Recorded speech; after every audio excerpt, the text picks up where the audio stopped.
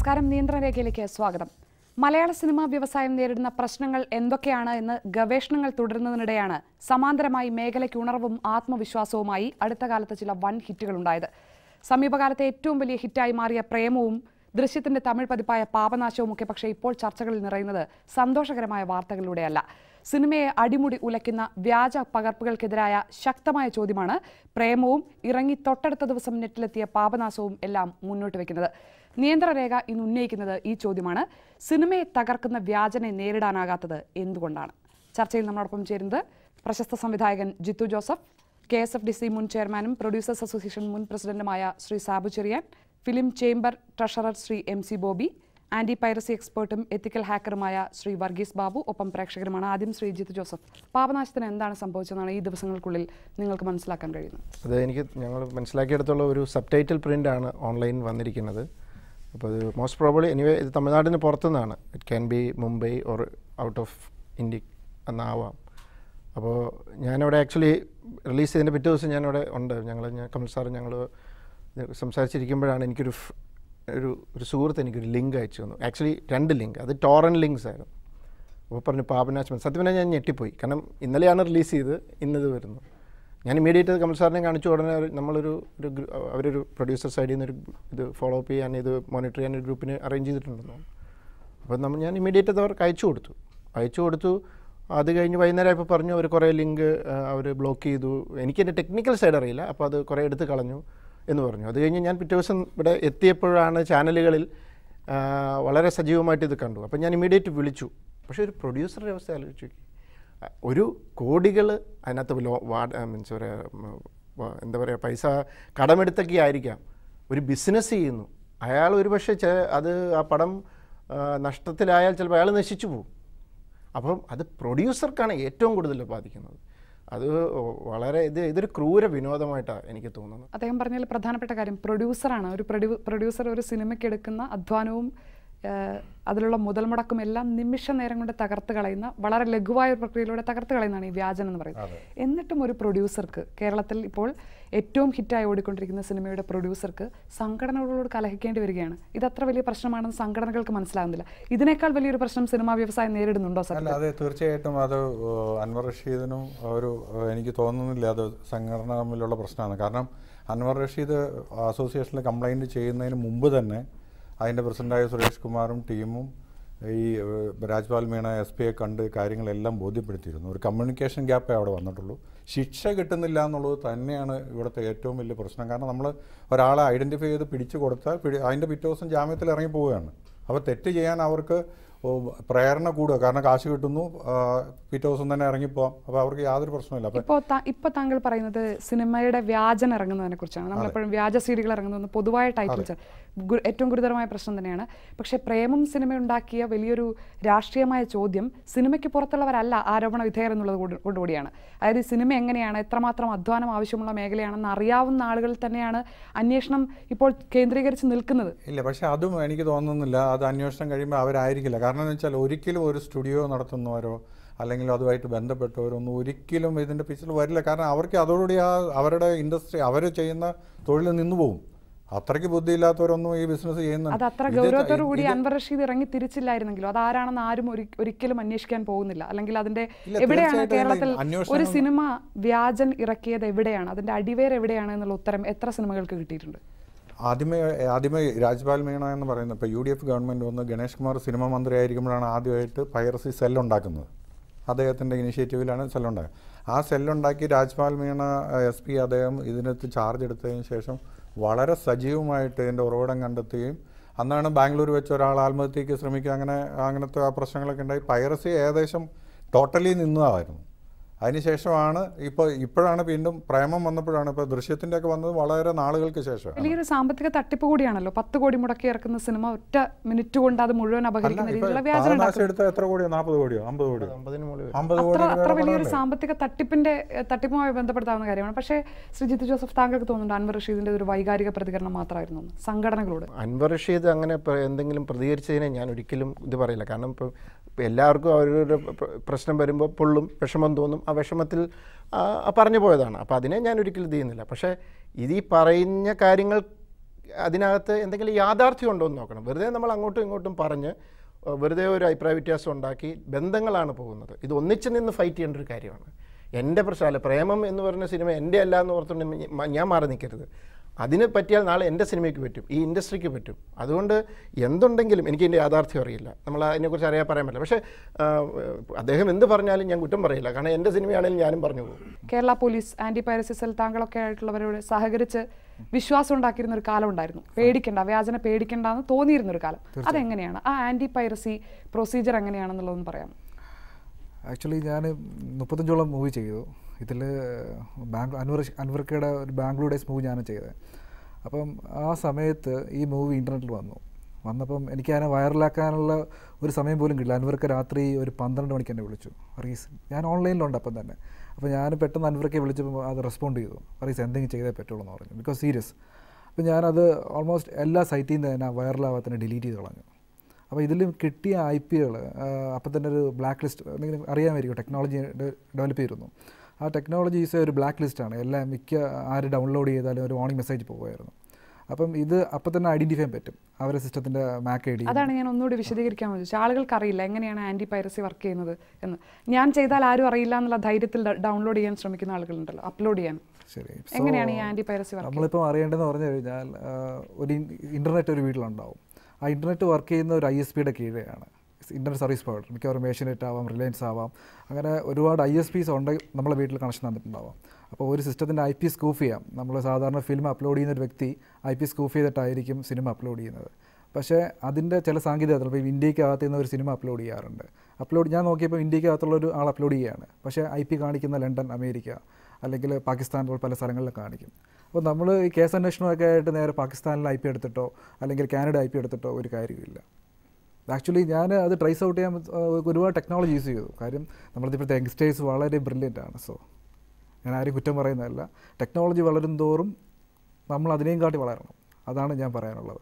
അങ്ങനെ ഓരോ സിനിമയ്ക്കും കസ്റ്റമൈസ്ഡ് ആയിട്ടാണ് ചെയ്യുന്നത്. കസ്റ്റമൈസ്ഡ് ആണ് ചെയ്യുന്നത്. പിന്നെ അതിന് ഒരു വേർഷനായിട്ട് ഈ പൈറസി ട്രാക്കർ 2 എന്ന് ഇറങ്ങിയിട്ടാണ് ഞാൻ ഇറക്കിയത്.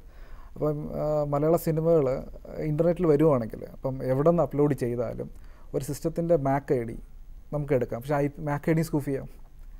അപ്പം ഞാൻ ഒരു ടെക്നോളജി ഡെവലപ്പ് ചെയ്യുമ്പോൾ അടുത്ത ടെക്നോളജി ഇറങ്ങി. അപ്പോൾ ഇങ്ങനെ ഡെയിലി അതിന് ഗൂഗിളിൽ തന്നെ ഒരുപാട് സോഫ്റ്റ്വെയർ അവൈലബിൾ ആണ്. IP ഹൈഡ് ഉണ്ട്, ഹോട്ട് പ്രോക്സി ഉണ്ട്. അപ്പോൾ ഇത്രയും അവൈലബിൾ ആയ സമയത്ത് ഒരു സിനിമ അപ്ലോഡ് ചെയ്യുന്നത് വളരെ ഈസി ആയിട്ട് കാര്യമാണ്. പിന്നെ ഈ അപ്ലോഡ് ചെയ്യുന്നവർക്ക് ഭയങ്കരമായിട്ട് ലാഭമുണ്ട്. അപ്പോൾ നമ്മൾ ഈ കഴിഞ്ഞ ഇടയ്ക്ക് ഒരു സിനിമ ഞാൻ കസിൻസ് എന്ന് പറഞ്ഞൊരു മൂവി യൂട്യൂബിൽ അപ്ലോഡ് ചെയ്തു. അപ്പോൾ അപ്ലോഡ് ചെയ്ത 10 ലക്ഷം വ്യൂവേഴ്സായി. അപ്പം ഒരു സിനിമ നെറ്റിൽ അപ്ലോഡ് ചെയ്യണമെങ്കിൽ സെൻസർ കോപ്പിയോ അല്ല ഒന്നും വേണ്ട, ആർക്കും അപ്ലോഡ് ചെയ്യാം യൂട്യൂബിൽ. ആർക്കും അതിൻ്റെ ബോണഫിറ്റ് ലാഭം ഉണ്ടാക്കാൻ എടുക്കാം. പക്ഷേ സാധാരണ ഒരു യൂസറിന് അപ്ലോഡ് ചെയ്യാം, അതിൻ്റെ കാശ് ഉണ്ടാക്കാം. അങ്ങനെ 10 ലക്ഷം വ്യൂവേഴ്സായി ആ സിനിമ കണ്ടു. അപ്പോൾ എനിക്ക് ആ ലിങ്ക് അയച്ചു തന്നു. ആ പൈറസി ഞാൻ നോക്കി, ഞാൻ റിമൂവ് ചെയ്ത് കളഞ്ഞു അതിൻ്റെ. പക്ഷേ എന്നാൽ പോലും നമ്മൾ അത്യാധുനിക ടെക്നോളജി, നമ്മളിപ്പം Windows 8 Windows XP ഒക്കെ ആയിരിക്കും നമ്മൾ സിസ്റ്റം യൂസ് ചെയ്യുന്നത്. അതും പൈറേറ്റ് മെഷീൻസ് ആയിരിക്കും നമ്മൾ ഓഫീസുകളിൽ കാണുന്നത്. ഒരു ഒറിജിനൽ വിൻഡോസ് ഇല്ല. പൈറസിക്ക് വേണ്ടി പ്രൊട്ടക്ട് ചെയ്താൽ പോലും ഒരു ഓഫീസിൽ പോയാൽ പോലും ഇരിക്കുന്ന മെഷീൻസ് എന്ന് പറഞ്ഞു കഴിഞ്ഞാൽ സാധാരണ നമ്മളെ വീട്ടിലായി പോലും ഇരിക്കുന്ന മെഷീൻസാണ് പറയുന്നത്, അല്ലേ? അതെ. ഒരു 5000 രൂപ കൊടുത്ത് വിൻഡോസ് ഒറിജിനൽ വാങ്ങിച്ച് വെക്കില്ലായിരുന്നു. വളരെയധികം സമഗ്രമായ ശ്രദ്ധയും ടീം വർക്കും സംഘടനകൾ ഒരുമിച്ചൊക്കെ നിന്നാൽ മാത്രമേ ഈ വ്യാജനെതിരായ, പ്രത്യേകിച്ച് സെൻസർ കോപ്പി വ്യാജൻ ഇറങ്ങുന്ന അതിഗുരുതരമായ പ്രശ്നങ്ങളൊക്കെ നേരിടാൻ. അതിനിടയിൽ ഈ ഡിസ്ട്രിബ്യൂട്ടേഴ്സ് അസോസിയേഷനൊക്കെ ഇപ്പോൾ നാളെ പണിമുടക്കും എന്നൊക്കെ പറയുന്നത് ഒരു തരത്തിൽ സംഘടനകൾക്കിടയിലെ രാഷ്ട്രീയം ഇതിനിടയ്ക്ക് നടപ്പാക്കാൻ നോക്കുന്നതാണോ? ഞാനതിനെപ്പറ്റി അത്ര എടുത്ത് പറയത്തില്ല. കാരണം അതിൻ്റെ സാഹചര്യങ്ങൾ മനസ്സിലാക്കിക്കൊണ്ട് പറയാം. ഏതായാലും 3-4 കൊല്ലം മുമ്പ് 1417 സിനിമാ തിയേറ്ററുകൾ കേരളത്തിലുണ്ടായിരുന്നു. ഈ കൊല്ലം തന്നെ ഇതുവരെ 66 മലയാള പടങ്ങൾ ഇറങ്ങി റിലീസ് ചെയ്തു. 8-9 പടങ്ങൾ മാത്രമേ അതുകൊണ്ട് നമുക്ക് ചിലവ് കഴിഞ്ഞ് നടത്തിക്കൊണ്ട് പോകാൻ സാധിക്കുന്ന പടങ്ങൾ വന്നിട്ടുള്ളൂ. അപ്പോൾ ബാക്കിയൊക്കെ ലോസിലാണ് പോണേ. അപ്പോൾ ഒരു സിനിമ നടത്തി ജീവിതം നടത്തിക്കൊണ്ടുവന്ന ഒരു തിയേറ്ററുകാരനെ ഈ സിനിമാ തിയേറ്റർ നടത്തി ഇന്ന് ജീവിക്കാൻ പാടില്ലാത്ത ഒരു ചുറ്റളവിലേക്ക് വന്നിട്ടുണ്ട്. പ്രൊഡ്യൂസർക്കോ അത് പിടിക്കുന്നവർക്കോ മാത്രമല്ല നഷ്ടം വരുന്നു, അത് ഡിസ്ട്രിബ്യൂട്ടർ റിലീസ് ചെയ്യുന്നു, അവർക്കും അതിനകത്ത് സാമ്പത്തിക മുടക്ക് വരുന്നു. തിയേറ്ററുകാരനെ ഇൻസ്റ്റോൾ ചെയ്ത് മാസങ്ങൾ തോറും വലിയ ഭീമമായ എക്സ്പെൻസ്. കാരണം ഇതെല്ലാം നിശ്ചലമായി ഇതുപോലെ ഈ ക്യാൻസർ പോലെ കാർന്ന് എടുത്തു കഴിഞ്ഞാൽ എത്രയോ പേരാണ് തൊഴിലില്ലാതെ പുറത്തേക്ക് ഇറങ്ങാൻ പോകുന്നത്.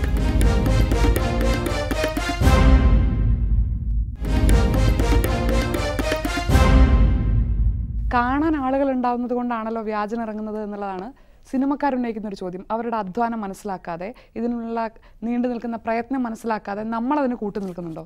തിയേറ്ററിൽ പോയി ആൾക്കാർ സിനിമ കാണുന്നുണ്ട്. പിന്നെ ഈ പറഞ്ഞോട്ട് ബ്ലാക്കിൽ ഇറങ്ങി പെട്ടെന്ന് ഏറ്റവും വലിയൊരു പ്രശ്നം എന്ന് വെച്ചാൽ ആദ്യമേ റിലീസ് ചെയ്യുമ്പോൾ ഇപ്പോൾ ആലുവ പോലുള്ള സ്ഥലങ്ങളിൽ, ഞാൻ ആലുവക്കാരനാണ്, ആലുവയിൽ ഒരു തിയേറ്ററിൽ പടം റിലീസാവും. പക്ഷേ അതിന് ചുറ്റോട്ടത്തുള്ള പല ചെറിയ ചെറിയ ഗ്രാമങ്ങൾ പോലത്തെ സ്ഥലങ്ങളുണ്ട്. ഇവർ തിയേറ്റർ ഉടമസ്ഥർ തന്നെ അതിനെ രണ്ടായിട്ട് തരംതിരിച്ചിട്ടുണ്ട്, A class theatre, B class theatre, C theatre. അപ്പോൾ അതിൻ്റെ ഒരു പ്രശ്നം ഇന്ന് പത്രത്തിൽ നമ്മളെല്ലാവരും കണ്ടു കാണും, ഇതിൻ്റെ റിലീസ് ചെയ്യണതിനെക്കുറിച്ച്.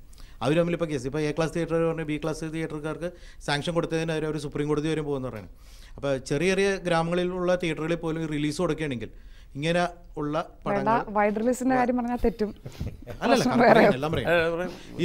ഇതുപോലെ പൈറേറ്റഡ് കോപ്പികൾ ഇറങ്ങാതിരിക്കും, കാരണം ഉടനടി കാണാൻ പറ്റും. ഇപ്പോഴും നഗര കേന്ദ്രീകൃതമായ നല്ല തിയേറ്ററുകളിൽ മാത്രമാണ് ദൃശ്യം കണ്ടോ പ്രേമം കണ്ടോ എന്നുള്ളതൊക്കെ ഒരു അഭിമാന പ്രശ്നമായിട്ട് ചർച്ച ചെയ്തുകൊണ്ടിരിക്കുകയാണ് യുവതലമുറയുടെ ഇടയിലൊക്കെ. അവിടെ വൈഡ് റിലീസ് അനുവദിച്ചാൽ ഇതിന് പരിഹാരമാണെന്ന് പറയുന്നത് സത്യത്തിൽ ഒരു പരിഹാരമാണോ?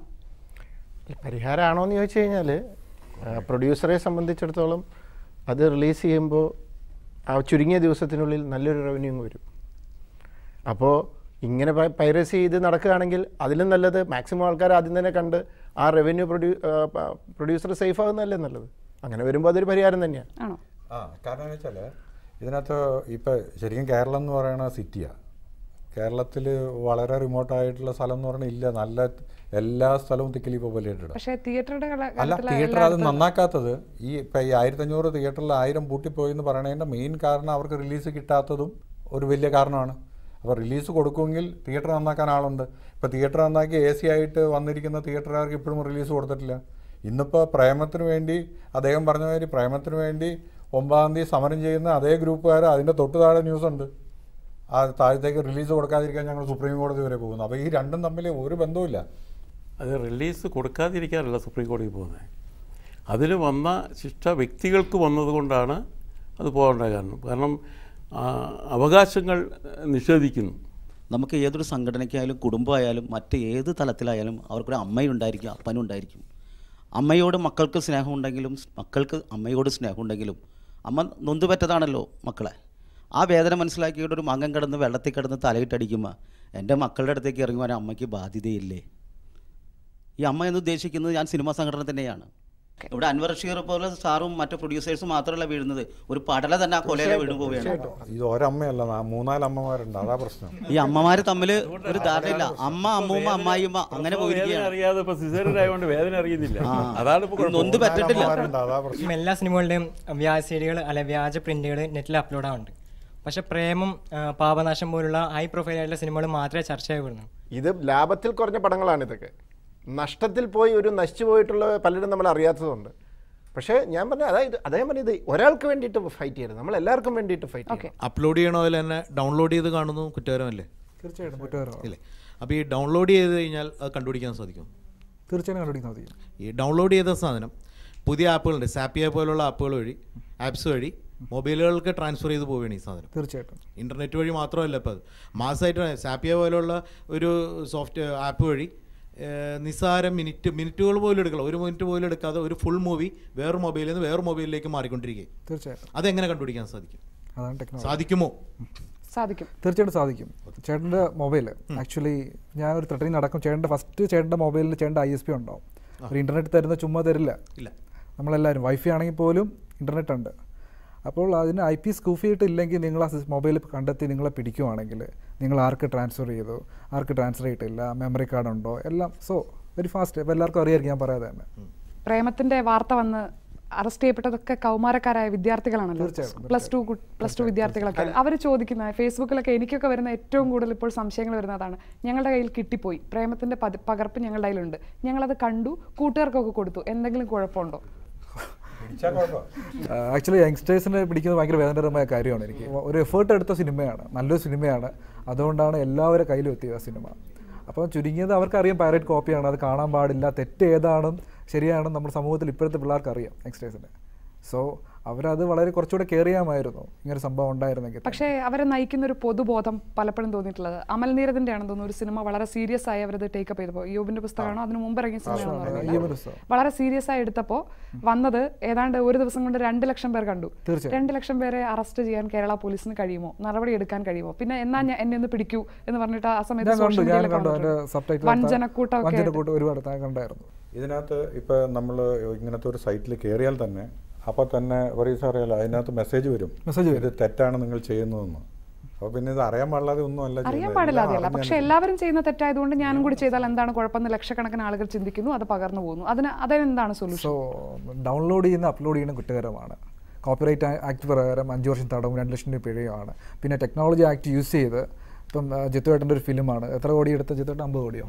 അപ്പോൾ ഒരാളെ പിടിക്കുകയാണ് അപ്ലോഡറിന് പാർക്കിംഗ് ചെയ്യാം 50 കോടി രൂപ. അങ്ങനെ ശിക്ഷിച്ച ഏതെങ്കിലും കേസുണ്ടോ? പക്ഷേ അത് തീർച്ചയായിട്ടും ആ സൈബർ ക്രൈം അനുസരിച്ച് ആ വിനോദ് പട്ടതിരിപ്പാട് സാറിന് അറിയായിരിക്കും. തീർച്ചയായും. പക്ഷേ ഈ കുറ്റകൃത്യത്തിന് പല തലങ്ങളുണ്ടല്ലോ. അതായത് ഡൗൺലോഡ് ചെയ്യുന്നു, കാണുന്നു, വാട്സപ്പിൽ കിട്ടുന്നു, കൈമാറ്റം ചെയ്യുന്നു എന്നൊക്കെ പറയുന്നത് അതിന്റെ അവസാന തലത്തിലേക്കാണ്.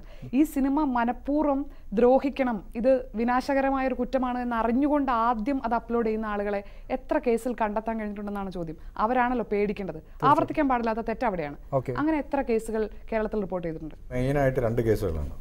ഒന്ന് പുനലൂർ തിയേറ്ററിൽ അവരുടെ ഈ സെക്കൻഡ് ഷോയ്ക്ക് ശേഷം അവരൊരു ഷോ ഇട്ട് അത് അവിടെ ഷൂട്ട് ചെയ്ത് അതൊരു പ്രമാദമായ കേസായിരുന്നു. അത് കഴിഞ്ഞ് ബാംഗ്ലൂരത്തെയാണ് ഏറ്റവും നമ്മൾ പത്രത്തിലൊക്കെ വളരെ സജീവമായിട്ട് വന്ന കേസ്. എനിക്ക് തോന്നിയത് ഇപ്പോൾ 2 ലക്ഷം പേരെ ഇയോബിൻ്റെ പുസ്തകം ഈ സമയത്ത് ഇത് ചെയ്തു. ആ 2 ലക്ഷം പേർക്കും ഹെവി ഫൈനും ശിക്ഷയും കൊടുത്തിരുന്നെങ്കിൽ അടുത്ത തവണ ഒരു പടം വരുമ്പോൾ ഈ 2 ലക്ഷം പേര് വരില്ല, പേടി വരും. നമ്മുടെ ഇവിടെ എന്നാ വെച്ച് കഴിഞ്ഞാൽ നിയമം ഇംപ്ലിമെൻറ്റ് ചെയ്യുന്നത് കറക്റ്റായിട്ടില്ല. ഇപ്പോൾ ഉദാഹരണം ഞാൻ ജസ്റ്റ് പറയാം, മദ്യപിച്ച് വണ്ടി ഓടിക്കുന്നു. ഒരു 2-3 കൊല്ലം മുമ്പ് വരെ അങ്ങനെ ഒരു നിയമമില്ല. ഇപ്പോൾ ആ നിയമം അങ്ങ് സ്ട്രോങ് ആയിട്ട് ഇംപ്ലിമെൻറ്റ് ചെയ്തപ്പം എല്ലാവരും അനുസരിക്കുന്നുണ്ടല്ലോ. ഹെൽമെറ്റ് എല്ലാവരും അനുസരിക്കുന്നുണ്ടല്ലോ. അപ്പോൾ നല്ല ഫൈൻ അടിക്കുക. 2 ലക്ഷം പേരുണ്ട്, എല്ലാവർക്കും നോട്ടീസ് അയച്ചിട്ട് ഓക്കെ നിങ്ങളൊരു 20,000 രൂപ വെച്ച് കൊണ്ടേ കൊടുത്ത് അത് പ്രൊഡ്യൂസറിന് കൊടുത്തേരാ അതിൻ്റെ ഒരു പെർസെൻറ്റേജ്. ഇതിൽ മെയിൻ അപ്ലോഡർ ഉണ്ട്, ഇതിലൊരു നായകനുണ്ട് ഈ സിനിമയിൽ. എല്ലാവരും പറയുന്നത് വില്ലൻ. ഈ വില്ലൻ എന്ത് ചെയ്യും, ആക്ച്വലി ഇവനെ ഉണ്ടാതിരിക്കും. ബാക്കി ഇപ്പം നമ്മൾ ഈ പ്രേമം കണ്ടിരിക്കുന്ന പോലെ എല്ലാം സൈഡിൽ ഒതുങ്ങിയിരിപ്പുണ്ടാവും. പ്രേമത്തിന്റെ വില്ലൻ ചിലപ്പോൾ കുടുങ്ങുമായിരിക്കും അല്ലേ, കാരണം അത് അത്രയും സീരിയസ് ആയി എടുക്കുന്നു. സൈബർ ഫോറൻസിക് ആയിട്ട് ശാസ്ത്രീയമായ ഒരുപാട് തെളിവ് അത് ആ ഇമേജിൽ തന്നെ ഉണ്ട്. അത് തീർച്ചയായിട്ടും കണ്ടുപിടിക്കാൻ കഴിയുമെന്നാണ് എൻ്റെ വിശ്വാസം. പിന്നെ അത് ഈ യങ്സ്റ്റേഴ്സിൻ്റെ എത്തിച്ചേർന്നത് എന്തുകൊണ്ടെന്ന് എനിക്കറിയില്ല, അത് ഞാൻ അറിഞ്ഞില്ലേ ഈ വാർത്ത. അത് കണ്ടുപിടിച്ചാൽ അതൊരു പാഠമായിരിക്കും. തീർച്ചയായും. അത് കണ്ടുപിടിച്ചില്ലെങ്കിൽ ഇനിയും ഇതുപോലുള്ള സംഭവങ്ങൾ ആവർത്തിക്കാനുള്ള വലിയൊരു പ്രേരകമാണ്. ജാമ്യത്തിൽ ഇറങ്ങാൻ നോക്കണം. കൗമാരക്കാരാണല്ലോ കൂടുതലായിട്ടും ഇതിൽ ഇത് അപ്ലോഡ് ചെയ്യുക ഡൗൺലോഡ് ചെയ്യുക ചെയ്യുന്നത്. ഇപ്പോൾ സ്കൂൾ തലം അറിയാൻ പാടില്ലാത്തതുകൊണ്ടാണ്. ഇപ്പോൾ 8ാം ക്ലാസ്സുകാരനോ 7ാം ക്ലാസ്സുകാരനെ തന്നെ ഇപ്പം 9, 10 എല്ലാ ക്ലാസ്സിലെ കുട്ടികൾ ഇത് പെടുന്നുണ്ട്. ഇപ്പോൾ സ്കൂൾ തലത്തിൽ തന്നെ ഇപ്പോൾ ഫിലിം അസോസിയേഷനൊക്കെ ചേർന്നിട്ട് ഗവൺമെൻറ് സഹകരിച്ചുകൊണ്ടൊരു കൗൺസിലിംഗ് പോലെ അനിവാര്യമല്ലേ ഇപ്പം നടത്തേണ്ടത്, ഒരു ബോധവൽക്കരണം ക്ലാസ്, ലഹരി വിരുദ്ധം ഒക്കെ ചെയ്യുന്ന പോലെ. ഇനിയിപ്പോൾ സിനിമ ഇത് വേറൊരു കാര്യം എന്താണെന്നറിയോ, കുട്ടികളാണ്, ആ പ്രായമാണ്. ഒരുത്തൻ ഇപ്പുറം വന്നിട്ട് മൊബൈൽ കാണിച്ചിട്ട് എൻ്റെ കയ്യിലുണ്ട് നിനക്ക് വേണമെന്ന് ചോദിക്കുമ്പോൾ അതൊരു ടെംപ്റ്റേഷനാണ്. ചിലപ്പോൾ അവർ ചെന്ന് പെടും അതിനകത്ത്. സാങ്കേതിക പരിജ്ഞാനം കൂടുതലാണ് എല്ലാവർക്കും എന്നുള്ളത് കൊണ്ട് തന്നെ അവർക്കും എളുപ്പത്തിൽ കിട്ടാവുന്നതല്ല. വിദേശത്തും മറ്റുമുള്ളതുപോലെ ഇന്റർനെറ്റ് റിലീസിംഗ് അടക്കം ആലോചിക്കുന്നു. കമൽഹാസൻ കഴിഞ്ഞ സിനിമയിലൊക്കെ അത് പരീക്ഷിക്കാൻ ശ്രമിച്ചതാണ്. അത് അത്തരത്തിലുള്ള കാര്യങ്ങളിലേക്കൊക്കെ വരണമെന്ന് തോന്നുന്നുണ്ടോ? കാരണം ഇനി എല്ലാവരും തിയേറ്ററിൽ പോയി കണ്ടാൽ മതി എൻ്റെ സിനിമ ഒരു സംവിധായകൻ എത്ര കാലം വാശി പിടിക്കും. അന്നേരം കുഴപ്പമെന്ന് വെച്ചാൽ തിയേറ്ററുകാർക്കുണ്ട്, അവർ പറയുന്നത് ഇന്റർനെറ്റ് റിലീസ് ചെയ്താൽ പിന്നെ ഞങ്ങൾ ഇതിൻ്റെ തിയേറ്റർ വെച്ചുകൊണ്ടിരിക്കുന്നത്. തീർച്ചയായിട്ടും അതാണ് പ്രശ്നം. അന്നേരം അവരെ ഇതിനെയാണ് ബാധിക്കുന്നത്. അതാണ് ഇത് ഭയങ്കര കോംപ്ലിക്കേറ്റഡ്. 1400 ഇരുന്നത് 1600, 700 ആവുമല്ല 500ലേക്ക് താഴും. അത് അതുകൊണ്ട് മാത്രമല്ല നമ്മുടെ കണക്കിൽ വരുന്നുണ്ട്. അതുകൊണ്ട് ഈ എൻ്റെ കഴിഞ്ഞ 820 എന്ന് പറയുന്ന പടം 3 മാസം മുമ്പ് നെറ്റിൽ റിലീസ് ചെയ്ത ആളാണ്. കാരണം അതിനകത്ത് ആർട്ടിസ്റ്റോ ആരും ഒന്നുമില്ല, വളരെ കോസ്റ്റ് കുറഞ്ഞൊരു സിനിമ ആയതുകൊണ്ട് തിയേറ്ററിൽ ഓടില്ല. അങ്ങനെയാണ് നെറ്റിൽ റിലീസ് ചെയ്തത്. പക്ഷെ നെറ്റ് റിലീസ് 10 വർഷത്തിനിടയിൽ ഏറ്റവും വലിയ സാമ്പത്തിക സ്രോതസ് നെറ്റ് റിലീസാണെന്നുള്ള കാര്യത്തിൽ ഒരു സംശയവും വേണ്ട. നമുക്ക് ഇന്ത്യ ബ്ലോക്ക് ചെയ്യാം. ഇന്ത്യ ബ്ലോക്ക് ചെയ്തിട്ട് ഇന്ത്യക്ക് പുറമെ മുഴുവൻ കാണിക്കാം. ഇന്ത്യക്ക് പുറമേ എന്ന് പറഞ്ഞാൽ 4 ലക്ഷം പേരുണ്ട്. ഇതിൽ 1% കണ്ടാൽ 4 ലക്ഷം പേരിൽ 1% കണ്ടാൽ ഇപ്പോൾ ജിത്തുവിൻ്റെയൊക്കെ ഒരു പടമാണെങ്കിൽ ഒരു 20 കോടി രൂപ കിട്ടും. 500 രൂപ ഈസി ആയിട്ട് ചാർജ് ചെയ്യാം. അത് വൻ ബിസിനസ്സാണ്. 10 വർഷത്തിനകം അത് വൻ ബിസിനസ്സായി മാറും. തിയേറ്റർ അടച്ചിടാൻ പോവുകയാണെന്നുള്ളത്. അപ്പോൾ വേറൊരു പുതിയൊരു ചിത്രം വരുന്നുണ്ട്, അന്യഭാഷ ചിത്രമാണ് ബാഹുബലി എന്ന് പറഞ്ഞിട്ടുള്ളത്. അപ്പോൾ അത് മലയാളികൾ നമ്മൾ ഒരുപോലെ ഏറ്റെടുക്കാൻ തയ്യാറായി നിൽക്കുന്നതാണ്. അപ്പോൾ ഈ തിയേറ്റർ അടച്ചിടുമ്പോഴേക്കും അതും വലിയൊരു അല്ല, തിയേറ്റർ അതാണ് ഞാൻ നേരത്തെ ഗവൺമെന്റ് ചോദിച്ചത്. ശ്രദ്ധയിൽപ്പെടുത്തുവാൻ വേണ്ടി ഒരു ദിവസത്തേക്ക് അതൊരു താക്കീതാണ്. കംപ്ലീറ്റ് അല്ല, ഗവൺമെന്റ് ശ്രദ്ധയിൽപ്പെടാൻ വേണ്ടി.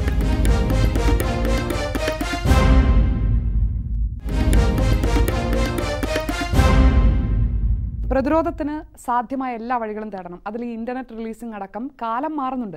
സിനിമ കാണുന്ന പ്രേക്ഷകരുടെ സ്വഭാവവും അവർക്കുള്ള സാധ്യതകളും മാറുന്നുണ്ട്. അപ്പോൾ ഇനിയും പഴയതുപോലെ ഒരു സംവിധായകൻ സിനിമ എടുക്കുന്നു, തിയേറ്ററിൽ ഇടുന്നു, തിയേറ്ററുകാരുടെ എല്ലാ നിർദ്ദേശങ്ങളും പാലിച്ച് ക്യൂ നിന്ന് ആളുകൾ വന്നത് കണ്ടുകൊള്ളണം എന്ന ആജ്ഞകൾ ഇനി നടപ്പാക്കാൻ പോകുന്നില്ല. കാലം മാറുന്നുണ്ട്. പുതിയ പ്രേക്ഷകനെ കൂടി അഭിസംബോധന ചെയ്യാൻ ഈ സൃഷ്ടാക്കൾക്ക് ഒരു അവസരം ഉണ്ടാക്കി കൊടുത്തൂടെ? അവിടെ ഈ സംഘടനയുടെ ബലം കാണിച്ചു നിന്നാൽ സിനിമയ്ക്ക് നല്ലതാണോ? സംഘടനയുടെ ബലം കാണിച്ചു തന്നാൽ സിനിമയ്ക്ക് നല്ലതല്ല, അത് ഞാൻ സമ്മതിക്കുന്നു. സിനിമ എല്ലാവർക്കും കാണാം, എല്ലാ സൗകര്യം കാണാം. അത് കൂട്ടായ ഒരു പ്രവർത്തനം എല്ലാ ഭാഗത്തുനിന്നും ഉണ്ടാവണം. സംഘടനകൾക്ക് കൂട്ടായി ഏതൊക്കെ പുതിയ തീരുമാനങ്ങളിലേക്ക് എത്താൻ സാധിക്കണം? അല്ലേ, സംഘടനകൾ കൂട്ടായി ഒത്തിരി തീരുമാനങ്ങൾ എത്തും. അതിനകത്ത് ഏറ്റവും നല്ല സോഴ്സാണ് ശരിക്കും ഈ വൈഡ് റിലീസ് എന്ന് പറയുന്നത്. ബാക്കിയുള്ള ഇപ്പോൾ നന്നാക്കാത്ത തിയേറ്ററുകൾ നന്നാക്കി റിലീസ് കൊടുക്കും എന്ന് വന്നാൽ അവർ ഓട്ടോമാറ്റിക്കായിട്ട് തിയേറ്റർ നന്നാക്കും. അതാണ് ജനങ്ങൾക്കും ചെയ്യേണ്ട ഏറ്റവും വലിയ സൗകര്യം. പ്രേമത്തിന്റെ അന്വേഷണത്തിനൊടുവിൽ സിനിമയെ തന്നെ ഞെട്ടിക്കുന്ന, സിനിമയ്ക്ക് തന്നെ ചീത്തപ്പേരാകുന്ന പേരുകൾ വരില്ല എന്ന് നിങ്ങൾക്ക് ഉറപ്പാണല്ലോ അല്ലേ? അല്ല, ഞാൻ ചോദിക്കണം, വന്നാൽ അയാളെ ശിക്ഷിക്കണം. അയാളെ ശിക്ഷിക്കലല്ല, ജാമ്യം കൊടുക്കാതെ അകത്തിടണം, ഒരു സംശയമില്ല. അതിനകത്ത് ഇപ്പോൾ സിനിമാക്കാരനെന്നോ അല്ലാത്തവനെന്നുള്ള ഒരു ക്വസ്റ്റ്യനും ഇല്ല അതിനകത്ത്. അത് എത്ര ഉന്നതനാണെങ്കിലും ഉന്നതനല്ലെങ്കിലും. പക്ഷേ ഞാൻ ഉറപ്പിച്ചു പറയുന്നു, സിനിമയിൽ നിന്നുള്ള ഒരാളും ആയിരിക്കുമെന്ന് ഞാൻ ഇപ്പോഴും 1% വിശ്വസിക്കുന്നില്ല. പ്രേക്ഷകൻ മാറിയിട്ടുണ്ട്. പ്രേക്ഷകന് തിയേറ്ററിൽ പോയിരുന്ന് കാണണം എന്ന് തന്നെ നിർബന്ധമില്ലാത്തടത്ത് പുതിയ പ്രേക്ഷകരിലേക്ക് സിനിമ എത്തിക്കുക, തിയേറ്ററുകളിലേക്ക് പ്രേക്ഷകരെ എത്തിക്കുക എന്നുള്ളതിനോടൊപ്പം തന്നെ പ്രേക്ഷകരിലേക്ക് സിനിമ എത്തിക്കുക എന്നുള്ളതിന് സാധ്യമായ എന്തൊക്കെ വഴികൾ നോക്കണം? അല്ല, അതിനകത്തിപ്പം ആ പറഞ്ഞൊരു പോയിന്റിന് നമുക്ക് ഈ പറഞ്ഞ ഇൻ്റർനെറ്റ് റിലീസ് എന്ന് പറയുന്നൊരു സാധനമുള്ളൂ. പക്ഷേ അതിനകത്തൊരു പ്രായോഗിക പ്രശ്നം വെച്ച് കഴിഞ്ഞാൽ, നമ്മൾ കുറച്ച് മുമ്പ് പറഞ്ഞ പോലെ കുറേ തിയേറ്റേഴ്സും ആ തിയേറ്റേഴ്സിനെ ഡിപ്പെൻഡ് ചെയ്ത് നിൽക്കുന്ന ഒത്തിരി ഫാമിലീസും ആൾക്കാരും ഉണ്ട്. അപ്പോൾ അതും നശിപ്പിക്കാൻ നമ്മൾ, കാരണം അവരും ഇതിൻ്റെ ഭാഗമാണ്. അപ്പം ആർക്കും ദോഷമുണ്ടായിരുന്നു. പക്ഷേ എനിക്ക് പിന്നെ ഇപ്പം തോന്നിയൊരു കാര്യം, അത് എത്രത്തോളം ഇതാണെന്ന് എനിക്കറിയില്ല, ഈ ഓവർസീസ് റിലീസ് അവിടെ നിന്നാണ് ഏറ്റവും കൂടുതൽ ഇത് പോകുന്നത്. അവിടെയുള്ളവർക്ക് അല്ലാതെ കാണാൻ ഒരു അവസരം നമുക്ക് നെറ്റ് വഴി കൊടുത്താൽ ഇവിടുത്തെ പ്രൊഡ്യൂസേഴ്സിനോ ഇവിടുത്തെ തിയേറ്ററുകാർക്കോ ഒരു ദോഷവും സംഭവിക്കുന്നില്ല. ഓരോ സിനിമയും ഈ സിനിമ തയ്യാറാക്കാനുള്ള അധ്വാനം പോലെ തന്നെ അതിനെ പ്രൊട്ടക്ട് ചെയ്യാനുള്ള ഒരു അധ്വാനം കൂടി അതിൻ്റെ സൃഷ്ടാക്കളിൽ നിന്ന് വേണം എന്നാണ് നേരത്തെ താങ്കൾ പറഞ്ഞതിൽ ചുരുക്കത്തിൽ എനിക്ക് തോന്നിയത്. തീർച്ചയായും. അപ്പം ബേസിക്കലി സാവുച്ചേട്ടൻ പറഞ്ഞ പോലെ നെറ്റ് റിലീസ് ആകുമ്പം ഒരുപാട് ശ്രദ്ധിക്കേണ്ട കാര്യങ്ങളുണ്ട്. ഒരു ഹാക്കേഴ്സിന് പെട്ടെന്ന് ഹാക്ക് ചെയ്യാൻ വളരെ എളുപ്പമാണ്. പിന്നെ വളരെ പ്രൊട്ടക്റ്റ് ചെയ്ത് ആ സിനിമ ഇറക്കുവാണെങ്കിലും അതിൽ കയറുന്ന യൂസേഴ്സിൻ്റെ, സാവുച്ചേട്ടൻ ടെക്നോളജിയിൽ കുറച്ച് ജ്ഞാനമുള്ളതുണ്ട്. അപ്പം നന്നായിട്ട് ഐഡൻറ്റിഫൈ ചെയ്യാൻ പറ്റുമായിരുന്നെങ്കിൽ നമുക്ക് ചെയ്യാം, നല്ലൊരു കാര്യമാണത്. പിന്നെ ആക്ച്വലി എനിക്ക് നമ്മളെ യങ്സ്റ്റേഴ്സിനോട് പറയാനുള്ളത്, നമ്മളൊരു ക്രൈം ചെയ്യുമ്പം അല്ലെങ്കിൽ ഒരു വാട്സപ്പ് വർക്ക് ചെയ്യുന്ന എല്ലാവർക്കും അറിയായിരിക്കും എങ്ങനെയാണെന്നുള്ള കാര്യം. സിം ആവശ്യമുണ്ടോ വർക്ക് ചെയ്യാൻ? സിം ആവശ്യമില്ല. അപ്പം ഒരു ഓതൻറ്റിക്കേഷന് വേണ്ടി മാത്രം സിം മതി, റെഫറൻസ് മാത്രം മതി. പക്ഷേ ഈസിലി നമ്മളെ ഡേറ്റ മൊത്തം സേവ് ചെയ്യുന്നുണ്ട് ഒരാളടുത്ത്. നമ്മളെ ഡേറ്റ സെൻഡ് ആൻഡ് റിസീവിൻ്റെ അകത്ത് ഒരു സ്ഥലത്ത് സേവ് ചെയ്യുന്നുണ്ടാവും, ഒരു ക്യൂവിൻ്റെ അകത്ത്. നമ്മൾ വിചാരിക്കും ആരും കാണുന്നില്ല എന്നുള്ള കാര്യം. സോ നിങ്ങളും അതിൽ കണ്ണിയാണ്. ചർച്ചയുടെ ഒടുവിൽ എത്തി നിൽക്കുന്നത് പോലെ തന്നെ ഒരു കുറ്റകൃത്യം നേരിടുകയാണ് എന്നുള്ള ബോധത്തോടുകൂടി സമൂഹം ഒരുമിച്ച് നിന്നാൽ മാത്രമേ സിനിമയെ സ്നേഹിക്കുന്നു എന്ന് പറയുമ്പോൾ മാത്രമല്ല, സിനിമ നേരിടുന്ന വെല്ലുവിളികൾക്കൊപ്പവും നിൽക്കാനുള്ള സിനിമ ആസ്വാദകരുടെ കടമ കൂടി പൂർത്തിയാകുന്നുള്ളൂ. അതുകൊണ്ട് വ്യാജനെതിരായ പോരാട്ടത്തിൽ സെൻസർ കോപ്പിയല്ല, ഏത് കോപ്പിയാണെങ്കിലും വ്യാജനെതിരായ പോരാട്ടത്തിൽ ഒപ്പം നിൽക്കാനുള്ള ബാധ്യത കൂടി സിനിമയെ സ്നേഹിക്കുന്നവർക്കുണ്ട്. അതുകൊണ്ട് അൻവർ റഷീദ് ജയിക്കേണ്ടത് ഇത്തരത്തിൽ വ്യാജനെതിരായ ഇപ്പോൾ ശക്തമായ ചോദ്യങ്ങൾ ഉയർത്തി സമൂഹത്തിന് മുന്നിൽ നിൽക്കുന്ന എല്ലാവരും ജയിക്കേണ്ടത് സിനിമാ പ്രേമികളുടെ കൂടി ആവശ്യമാണ്. അതുമാത്രം ആ വികാരം പൊതുവിൽ പങ്കുവച്ചുകൊണ്ട് നിയന്ത്രണപൂർവ്വമാണ്.